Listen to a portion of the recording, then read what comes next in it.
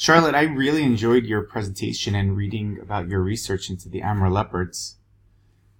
I thought your research question was very strong, discussing why this is such a valuable thing to learn about. And your introduction included some of those things that really lends me to want to learn more about it. And I didn't know about this animal, and I was so interested to learn about it more. Your reasons for doing this really showed your passion. And talking about understanding the decrease in the population for a specific animal and how it affects an ecosystem and the environment that the animals live in, how we have this power to maintain the population of the animal and prevent a major loss was so important.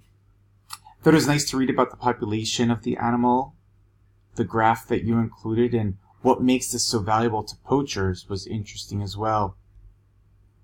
When you went into the distribution map, it was something that really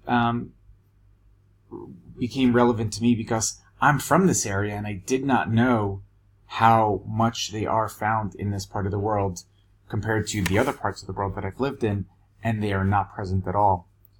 Regarding your work cited, I wish that you would have included a few more sites from other resources than websites, such as newspaper articles, magazines, videos, and other research papers. Your reflection was very strong, and I thought this was a very nice place to put some of the barriers that you had, including time, and I could fully understand that. Thank you, Charlotte. Please let me know if you have any questions.